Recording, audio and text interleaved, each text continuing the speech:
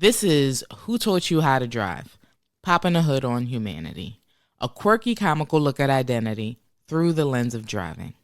I'm your host, Tezarah, and every episode, I'll ride shotgun with a new guest. Today, I'm riding shotgun with Amun Scorpius Gray. Learn to drive, asshole! Green light, buddy.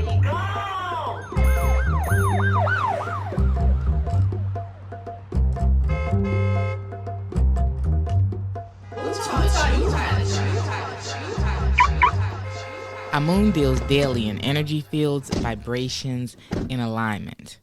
And it's no different when he's in his car. Join us on a metaphysical road trip that takes us all the way from blinker use and road rage to the mountains of Appalachia that shift time and space. Trust me, this one is interesting. So I know Amun from back in the day. I used to be a poet, so I know I'm a podcaster now. Some people don't know about my poetry roots. Nice. She's nice. But I used to be a poet, so you might hear Amun call me a different name every now and then. Don't be alarmed. But yes, Amun was like always one of the baddest poets I knew. He mixed it up with singing, some rhyming, and then he also made banging ass jewelry. So I'm like, I always got to get my jewelry. If y'all see me with any wire jewelry on, gemstones, Amun probably made it because he's just a genius. And he is here today to talk about his experiences with driving, and we're going to get to know a little bit more about Amun. Tell us a little more about who you are. I guess describe for us what it is you do. You know, Amun Scorpius Ray, formerly known as Amun Mirage, MC, poet, teacher, you know, alchemist, jewelry designer, artist, father, I guess, you know, to some degree midwife, you know, like I've played the receiving part on that for natural birth. But generally, you know, just a student of life. I'm an eternalist, you know. Mm-hmm. So my outlook on life is that life is eternal and that, you know, immortality is real and time is an illusion. I feel like to live a creative life is to live your love for life. Yeah. Yeah, I love that. I travel a lot. I'm blessed to have a lot of friends and family everywhere. But personality-wise, I still be feeling like, you know, like alone, even though I feel like I know like a lot of people, but I'd be like, I can still like listen to Donny Hathaway and be like walking down the street kicking a bottle like, where are my friends? Like, you know, like, it's probably something that a lot of people don't really know about me, but it's real. Yeah. But ultimately, it just gives me space to understand God, understand the God within. That's what I've always known of you as being a traveler. And I'm sure that has played like a big role in like your driving experiences, being like all over the world, I'm assuming. Yeah. But I mean, mostly coast to coast within the boundaries of what they call the United States. Yeah. But I've been in a couple other places. Yeah. All right. Let's get into like some background. Like, where are you from originally? Tell us about like how you grew up and stuff. So I'm from Philly. Most of my childhood was lived in Willow Grove. My mother lived in Roxborough. Lived everywhere. Lived in South Philly. Lived all over the place. I guess my home away from home is definitely Chicago. Yeah. I think that's where I thought you were from. Like, I didn't even know that you were from Philly. I thought you were from Chicago.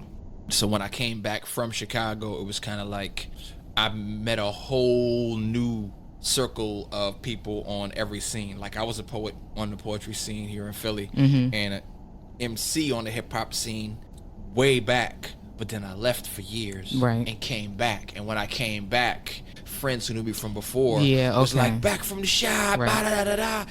I love Chicago. Chicago is definitely one of my favorite places to be on the planet, no question. Summertime in Chicago was amazing.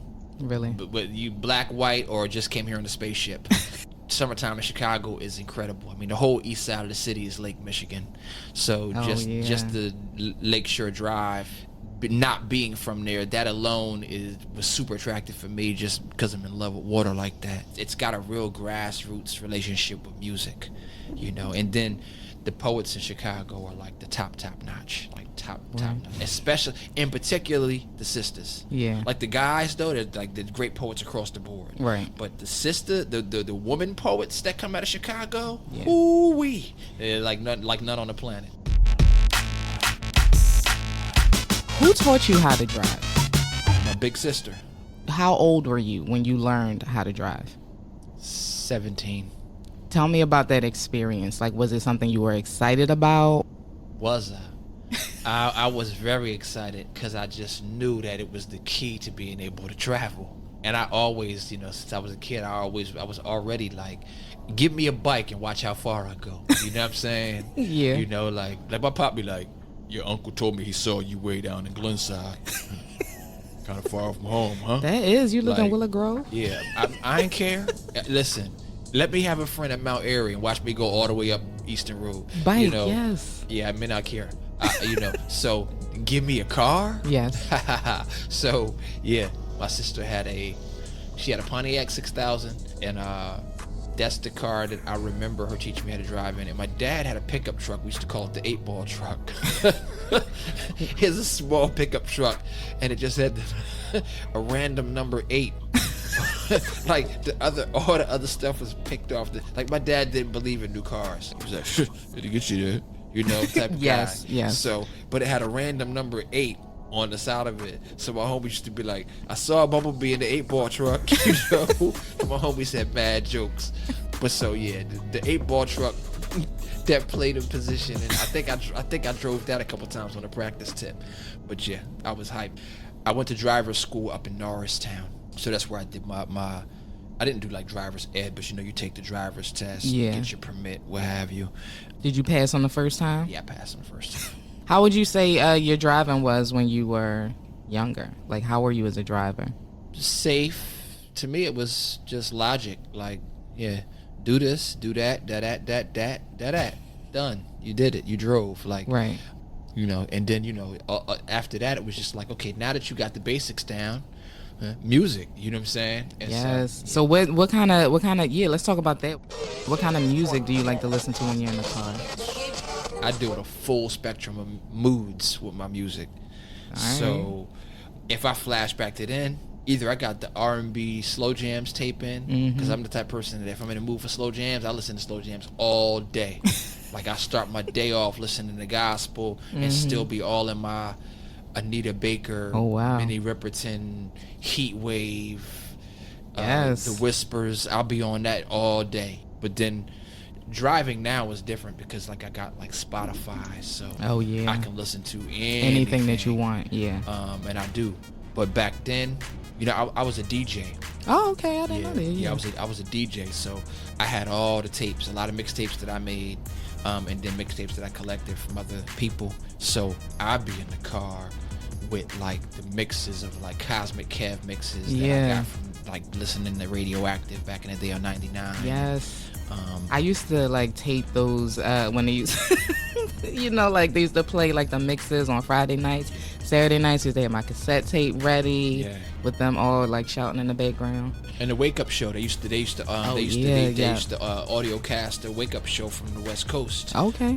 After midnight on Friday nights in Philly for a while, and so they had like ridiculous underground hip hop, West Coast and New York stuff, and really from everywhere, even some overseas stuff they play. Yeah. So I used to be in the car knocking all types of hip hop. I would some songs I wish I could still find, but you can't find them. What are some of the essentials that you need when you're driving? Like, so you about to get in the car, you got to go somewhere. What do you need to have in the car with you? Well, Music is the first one. music definitely. Other than that, like most of the time when I travel, I'm traveling to see a client or create out of the house somewhere. So, always got my bags, my work bags, my jewelry tools. At choice, I'll usually have some coconut water because I drink coconut water like I'm trying to be a coconut. I'm trying to break the habit, but I definitely tend to make a beeline to Starbucks if it's nearby because I just, they got me too, I'm good. I don't need much. Once I got my bag and I got my little drink or whatever, I'm gone. Did you ever have a dream car? Dream car. Ooh. I got a couple of dream cars now.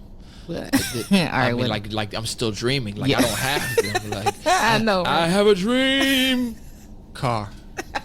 And the promised land will be me being behind the wheel, I suppose.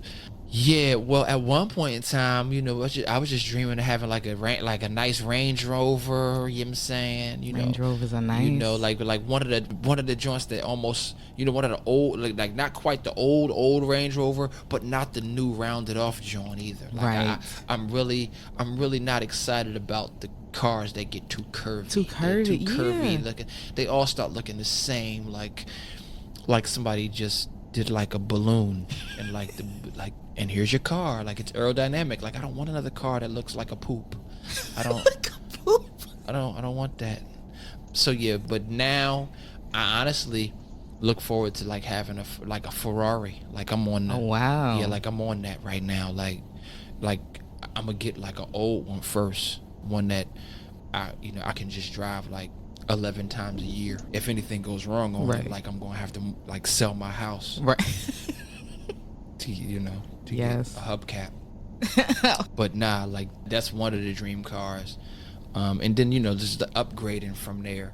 Other than that, I like the Audi A3s. A couple of years ago I was renting cars via Zipcar, and I used to always get this Audi A3, and the acceleration on it was so sweet, and the body on it was so sleek. I think it was like the A3, like the 2014 A3, and I just liked it. I liked the way that the headlights were set in it. It had the smooth body, but it wasn't the same. It was the cut of it was a little different from a lot of the other ones. So I was like, yeah, this thing and me, we can do some sexy stuff up and down the East Coast. I'm rolling up in this, how you doing? That is fine. I would have never thought that you were like into cars like that. When I see Amun, I just feel like, he's very like minimalist, not too flashy. I mean, you flashy a little bit, but like subtle flashy. When it comes to cars, though, I'm definitely like you see me when I be having my hats on and stuff. So I'm definitely like some type of fedora that has some type of crazy angle on it, and like a mud cloth cape getting out the car, and cape blowing in the wind, and I tend to, when I wear button up shirts, I tend to wear my collar up. You know what I'm saying? Yes. Collar up, dollars Cool, up. yes. So Do the hoods come down?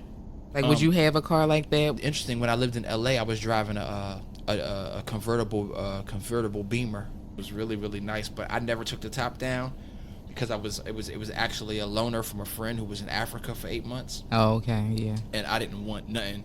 Like I didn't want nothing to do with that joint not like being on the highway and like that joint not going up, like it like raining or something. And Right, like, yeah. I can't get it to go back up. Like so I didn't mess with it. That actually happened to me in Puerto Rico. We were in a Jeep, and I guess the way they had like these panels on the top that you had to like unlock and stuff. So we had them like in the back because it was nice and hot, so we're like catching the breeze, and then this huge thunderstorm comes. And obviously we can't we find somewhere to finally get out. We're like drenched. We got camera equipment in the car. It's just like pouring into us. We're like, no. Like, this wasn't a good idea. We just kept it up after that. What makes you horny? What makes you horny? Okay. To play, in the car. Whew. I mean, that still can go far. Like, what makes you horny? In the car. Well, So, Sade. This is our road rage segment. What makes you lean on your horn when you're in the car? Are you even someone who gets road rage? You seem like real peaceful. I don't really. I am a peaceful person, but every once in a while I gotta snarl and bark at people. Of course, the natural are just people just driving slow for what? Cuz what are you doing? Why are you doing it that way? Why don't you just pull over and hum? Like what? Oh my gosh. Yeah. So just just people just really being on a slow drive, on the phone, not paying attention, text driver, people waiting for the light to turn turquoise. It's not turning turquoise, B. Drive. Other than that, I can't think of much. I mean, I don't like people who have turn signal issues because it's so easy to hit the turn signal. That level of oversight and overlooking it is like, I feel like the car god should just extract people from driving. Oh, I get it. You're too entitled to hit that little switch. No problem. You just can't drive no more. Ta-da-da. I know it's just not that simple. Like, if I had a genie, I would be like, take away his privileges for a year. Like, blink. Like, what did I do? It's something so small you could do it with your pinky. The switch ain't even hard to do. You could use your pinky to do it, but you just choose not to. Yeah. But without driving communication, you're leaving a lot of people in the dark, and it costs a lot to make a mistake. People be having children in the car. People be on their way to their children. But I don't really get much road rage, even though once in a while the thing is that when I start driving, like when I'm trying to go somewhere, I'd be like, let's do this together. Let's all get there. I can drive around you. Oh, you know what? One of the things that irks me is people who drive at like you're trying to get over, and they start matching your pace. Oh yes, those people get on my nerves. Like let me over. Like, why are you matching my pace now? Like you was driving slow. Now here I come. Now all of a sudden here you come, like you paralleling me. Do you know me? Like you trying to look at me? What's going on? Like do you want me to bump you off the road? Like, you just got done watching Fast and Furious or something? Like you trying to play Fast and Furious with like a Hyundai? Like what you doing? I've experienced some people with road rage, and I've been in the car with some road ragers. What's like the craziest thing you've been in the car with? Man, listen, my oldest son's grandma. Oh, grandma. She don't play at all. That's when I knew. That's when I knew. It was early before he was born. I had went somewhere across town to see his mom do something, and we rode together. She's talking to me, yeah, honey, and da-da-da-da-da-da. She snapped. I was like, when I tell you, it wasn't 0 to 60 in a second. Her road rage, she was instantaneous, like popcorn pops. She was there. I was like, I got real quiet. I was like there wasn't no crickets nowhere around, but you could still hear them. Like, you can still hear them. Like, yeah, she's the most immediate road ragester that I've ever met in my life. Like, yeah, I'm nervous just thinking about it, and that was over 15 years ago. I'm like, it's like she might call me right now. Like, stop talking about me, like, yeah. But yeah, she snaps out. I know for a fact that she didn't do it that day, but I could tell by the way she snapped out that she's gotten out the car at stoplights before, and yeah. And like fussed at people. Oh yeah, at fussed at people, and I'm glad she ain't got a 38 in the glove compartment. Oh my gosh, she might. Oh man, nah, she don't. Oh, okay. I know, because she's still free. Click it or ticket. Do you get tickets? You. I feel like this is everybody's answer. I mean, well, see, I stopped driving. I've been on my Lyft joint and my Uber joint for so long. Now that the convenience is there, I mean, I haven't really technically stopped driving. I still drive sometimes. Rent a car or drive a friend's vehicle, and they don't feel like driving, so I take the wheel. Yeah. But when I did drive, I got a couple tickets. Yeah, speeding tickets. Speeding. You know Ferrari what? guy. When I was in LA, what? I got a ticket in Santa Monica for running a red light because I just eased through it. I coasted through a red light to make a right-hand turn, and it was a camera light. By the time I finally got to that ticket, it's like $600. Oh my gosh. Oh yeah, Santa Monica, downtown Los Angeles, they tax you hard. They're like, yeah, welcome to the big city. Oh my gosh. They don't play. And their way of dealing with the ticket process, you don't even go in Santa Monica. You don't even go to a judge or inside the courtroom. These mugs got a window that's a one-sided mirrored glass. And you just go to the window and you just stand there and hope somebody's on the other side of the glass for you. And if ain't nobody there, then you just don't get helped. And like the process for like handling paperwork and things of that nature, the way that they do it is like they'll send you a citation with a picture of your car doing a moving violation, and they won't give you a price for the ticket. They'll just let you know you got a moving violation and that you got to come and see them At this window. at this window. Oh my God. So you won't even know how much you got to pay. It's the tippity top of extortion. I didn't know anybody could get worse than. Oh yeah. That's crazy to me. $600. That is crazy. Yeah. So I that's the last ticket that I got. That was last year. Yeah. I'll never get a ticket again. Fingers crossed. All right. So I know you heard the beep, and you're probably wondering, what's going on here? This is an explicit show. Well, if you're a ride or die from season 1, you'll remember that the only thing that we cannot say on this show is those 3 dreaded words or any acronyms associated. Philadelphia Parking Authority. All you need to know, they're a city organization that gives out parking tickets. And because we're the city of brotherly love, of course, everyone hates them. So I know we talked about before, like metaphysics and stuff like that, and I guess how it relates to your driving and situations. Could you explain to us what exactly that is? Okay, well, what I was really thinking about was a story that I had. But so there's this thing where you can kind of use your energy to create parking spots. Okay, yeah, like how they tell you to think positively, like the secret and stuff. So there's really like I've gotten pretty good at creating parking spots close to where I'm going. I need to know how to do this. It's visualization. It's prayer. And my ritual for prayer is like a balance between literally speaking to what I know to be the creative consciousness that is the height of consciousness in the universe, and chanting like sounds, like some people do the ohms or whatever. I deal with a whole bunch of different sounds that just come from different parts of the ancient world, but I just kind of sort of go into my little vibrational place and just kind of take this vibration and this vision with me.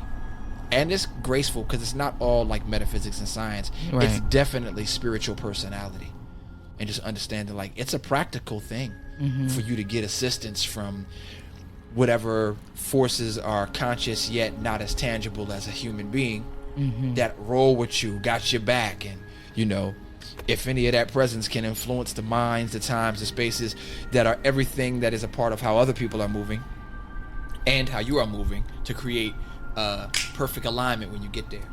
And so that's kind of the interactive charm and ritual that I practice. And a lot of times I'll be rolling up and I'll be like, dag, ain't nothing there. And I'll just hear that voice that'll be like, make a left here.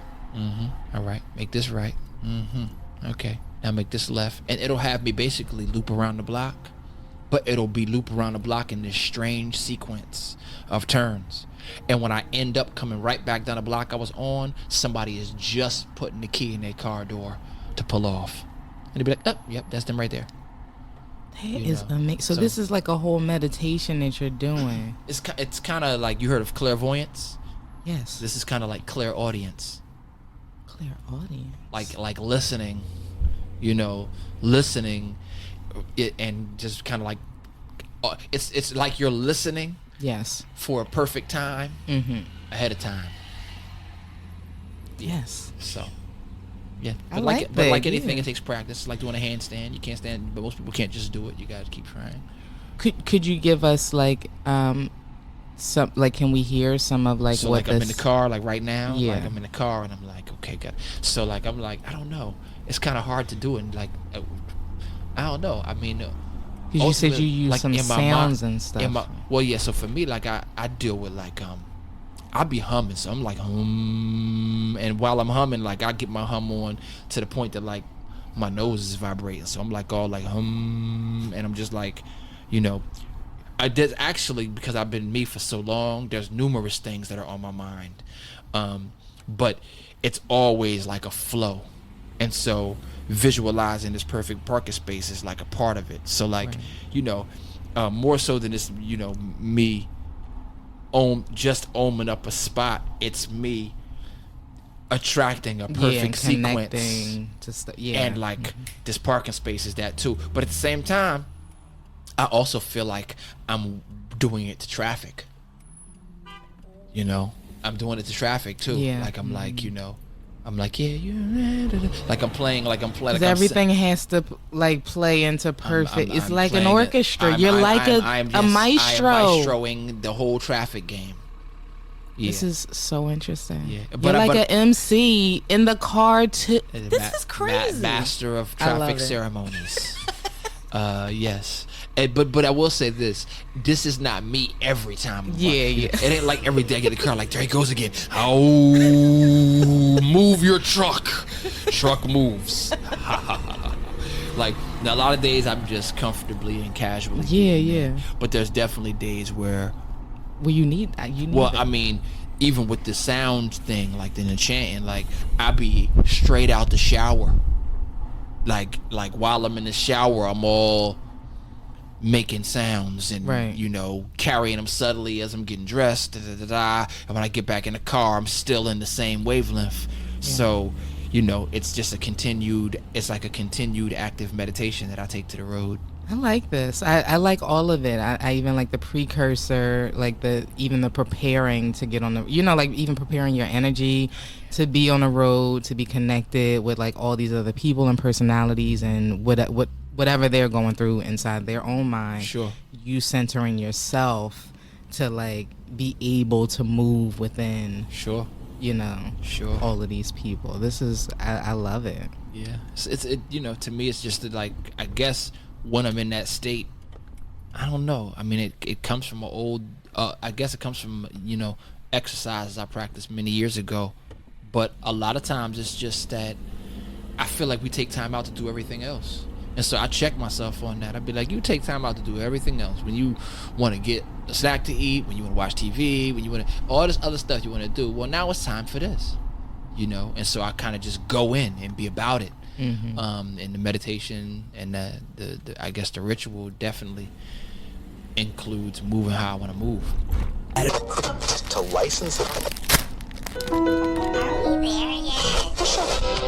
So going into the metaphysic thing now, the experience, right? So I used to drive a lot from like Philly to DC, Philly to New York. So I had a 92 was it a 92? Yeah, 92 Acura Legend, a white car. I referred to my car as the Act Ninja. And in the front fender had a little issue. So I used to always freestyle in the car and be like, "Who's that in the Act Ninja with the cracked fender?" You know. But so I would be driving, and I, you know, at this point in time, I didn't have I didn't have no license. I had no insurance. Well, it was just me, my car, and my homes going all over the country. And I never really felt scared, but of course you're aware because you don't want to get pulled over by somebody just like, you ain't got nothing, boy. You're coming to jail with me, you know. But one day I'm driving. I used to drive from Chicago to Atlanta numerous times, and I would be driving through the Appalachian Mountains up by Chattanooga. And one night I'm driving, it's like, I don't know, maybe 3 o'clock in the morning. And I catch this jazz station on the radio, on AM radio, playing some jazz. And they playing some good, like some straightforward jazz. Like they going in, like the band is in the pocket, horn player, they going. And the radio disc jockey announces this song that's for the late, you know, dedicated to one of our late great jazz artists, John Coltrane. They go on and the song is jamming, and the vocals come on and the sisters are singing, you know, John Coltrane, spirits rise, John Coltrane, and I'm like gone, like the car, and I'm out. And the vibration of that moment was just, I felt so synchronized with spirit, and I felt so synchronized with the magic of the music, and I feel so synchronized with the land and the mountains and the heavens because I'm a stargazer too. So if I'm on an open stretch of road, you know, I'll drive on a stretch of road, but I'll be looking at a star, you know. So I'm going, you know.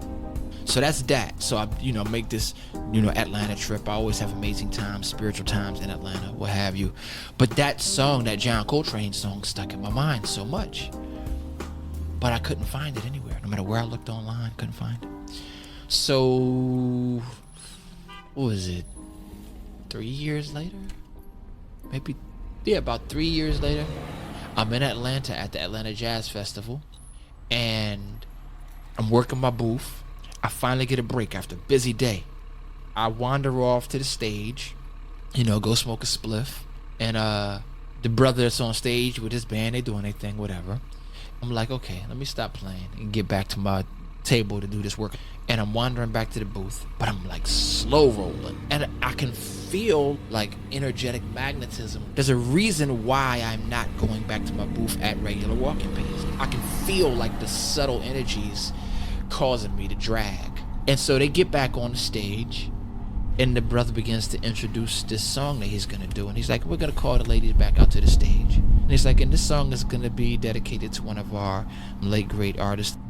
The song starts and I start hearing the music, and everything in my third ear is like, oh my gosh, they're gonna play that song from the radio.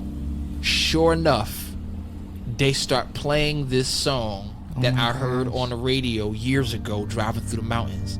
Now, I listen to like a lot of talk radio. There's a talk radio show called Coast to Coast AM. They interview all types of people, scientists that worked like for real scientists that worked in like high government laboratories for governments, other countries, government, and like they really reveal some major stuff. Astronomers. On one of these things, and a couple of researches that I did too, they talked about how when you're up in the mountains and you move at certain speeds, you can tap into energy fields that are kind of like the quantum fields of the earth. And when you get into these energy fields, you tap into this place where the non-linear nature of time becomes your observable reality, meaning that you get to experience time as it moves from the future to the past and the past to the future. So the chronology of time is not the same as what we think it is, which is time going from 1, 2, 3, 4, 5, 6, 7, 8, 9. Time is also going 9, 8, 7, 6, 5, 4, 3, 2, 1, 0. Both of those things are happening at the same time. And when you get to a certain level of vibration, you can experience what we would look at as reversing time. They also talked about things that airplane pilots had experienced, where they had flown over certain mountain ranges or going over certain parts of the ocean, such as the Bermuda Triangle or the Devil's Triangle, certain areas of the earth where these energies are very alive. And airplane pilots had flown like these really long missions and got there in like 3/4 the time and didn't understand it. But sure enough, when they checked their gas tank, they used 1/4 less fuel to get there too, and they didn't understand why. They had tapped into these energy fields. Long story made short, I talked to the guy who's the head of the band, like, man, this song y'all just played, I was driving and I said, please let me get a copy of the CD. He was like, oh, okay, brother, well, I'm glad you like the song. He just walks off. I'm like, what the hell? Like, dude, I'm trying to spend money with you. Like, I ain't playing, B. Like, what? Give me the disc. Like, where? I got the money right here, bro. Let's go. I called him back. I said, I'm trying to get a copy of the CD. He said, oh, well, man, when we record it, man, I'll try to get back to you. Maybe I could trade emails with you or something like that. But no, that song is new. We haven't recorded that song yet. Where's the song from, though? The song was from the future. I heard the exact song that they played on stage in Atlanta. Oh my gosh, earlier on you're the saying? radio, the exact same way they performed it. He wrote it, but they hadn't even recorded it yet. That is crazy. I had a clairaudient experience, which is why my whole energy field had a setting to remembering the song to such a degree that I could feel an energetic pull to the stage even when I was supposed to be at my booth. I left my booth at the perfect time to even experience that. Right. Oh, that is... So I was literally experiencing an electromagnetic energetic tie to the song from the very moment that I heard the song. Because that's the only song that stuck to my consciousness that whole trip.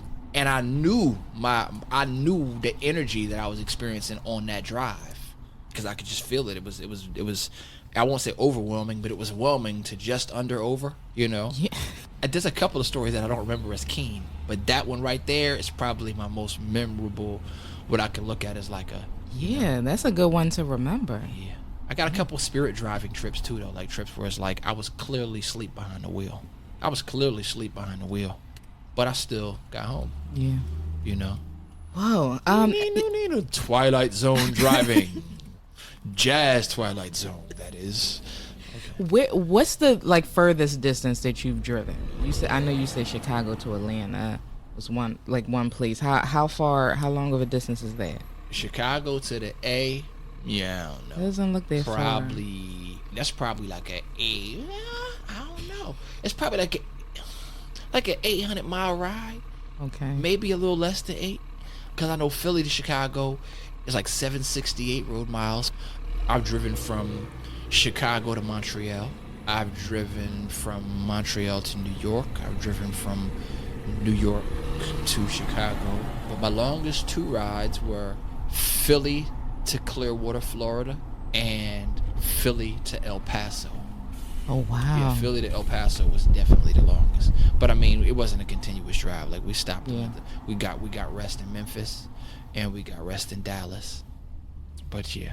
What is something that you think you can learn about somebody by the way that they drive or interact on the road?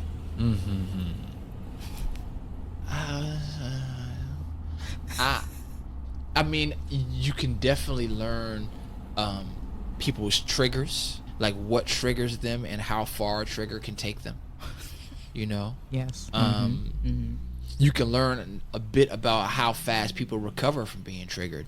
You know? Yeah. Because some people, you know, they can trigger into an aggressive personality, Right, yeah. and then be in that aggressive personality for like the next few hours. Like, Yeah. "What? Look at her shoes." Like, okay, time out. Like, okay, this all started with the dude that cut in front of you on the road. Right. Now it's her shoes. Like, you can learn definitely about just how easygoing a person is. Because, you know, some people drive smooth. Like, they just smooth drivers, you know? And you can tell, like, okay, like this person has a certain level of gracefulness that's just natural to them. You can definitely learn about people's relationship with time. The number one stress factor in most people is time related.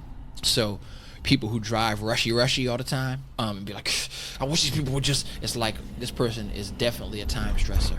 And, you know, for me, because I have a certain level of insight, I can even see a couple of layers deeper into that around like, okay, they're a time stressor, but like what comes along with those time stresses? Like, when does this person find peace in that? You can tell if somebody really loves driving or if people can't stand driving just by how they drive too. And there's other people you can look and be like, this person needs to just go ahead, sell their car, and get their lift on. Do you like driving? Is that something that you like to do, or is it something you have to do out of utility? I love driving.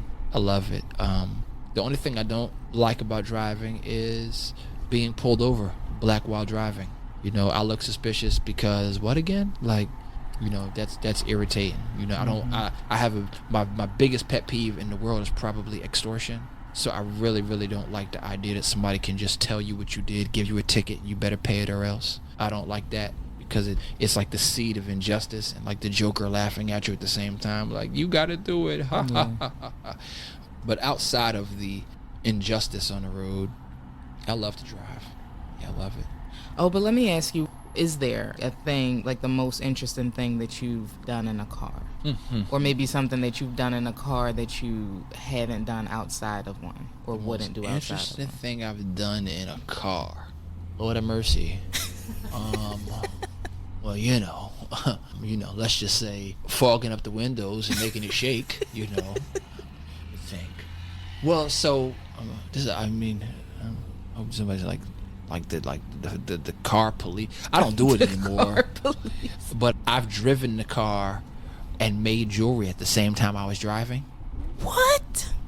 Yeah. Oh my God. Yeah. I've definitely did that. I've definitely like had like a meeting to meet a client downtown who was like expecting me to have like a bracelet and a ring. Yes. And like came from the suburbs and like did the whole knee drive thing. Oh my goodness. Like, the knee drive. I did the knee drive thing like 79% of the way there and literally finished the bracelet Oh my and goodness. like half of the ring on the road.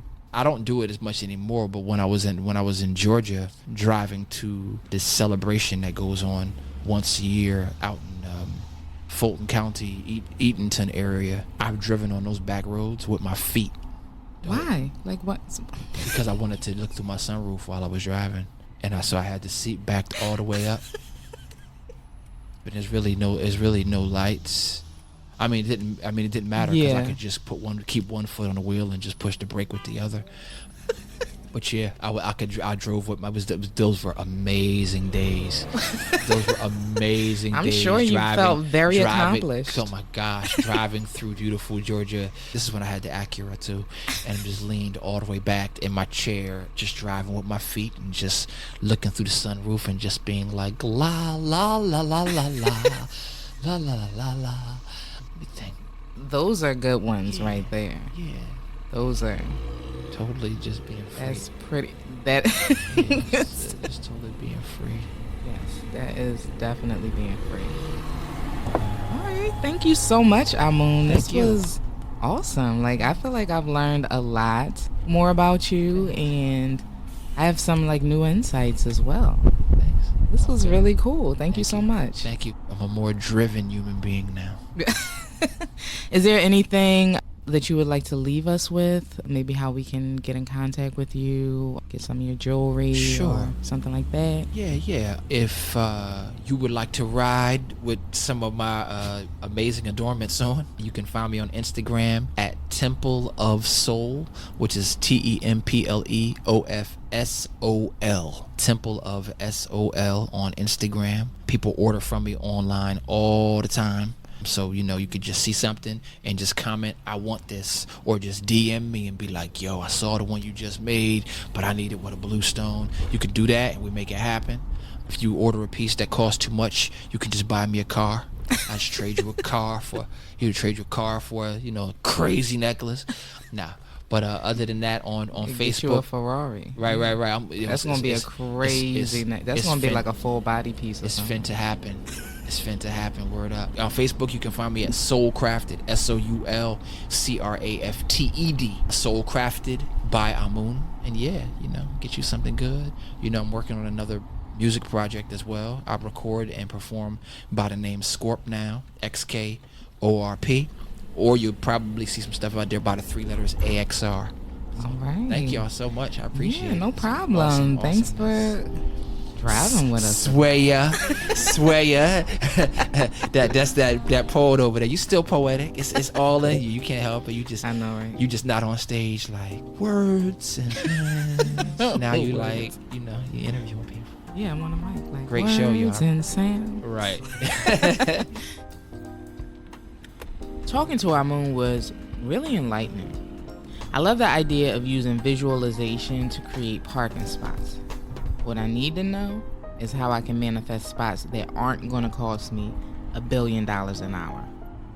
Amun would keep that little gem to himself, wouldn't he? I think a lot of our conversation had to do with connection. And when we're in the car, we often lose that connection to others, and maybe that's the source of some of this rage. How do you maintain your connection to other people's humanity when you're bumper to bumper at 5 p.m. on a Friday? How do you maintain your own, for that matter?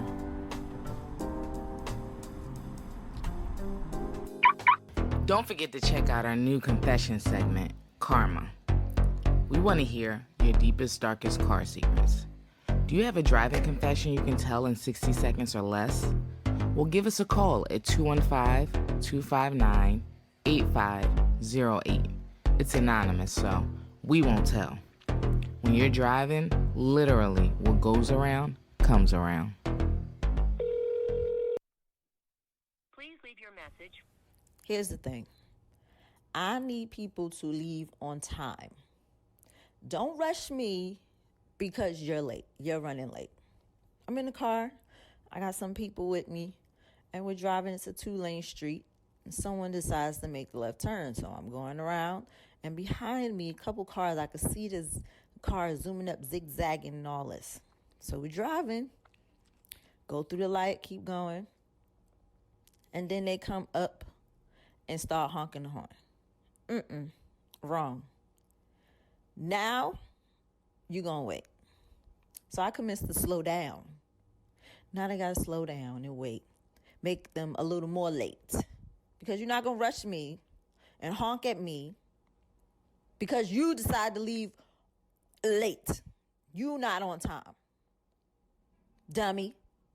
I need people to leave their house on time. Don't rush me. Don't rush me. This episode was produced and edited by Tezarah Wilkins and Melissa Swift. Listen and subscribe wherever you find podcasts. And please write us a review.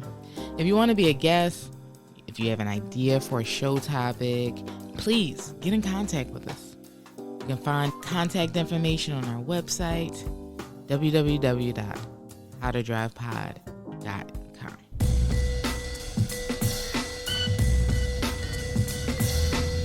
Who Taught You How to Drive the podcast is fueled by PRX and the Google Podcast Creator Program.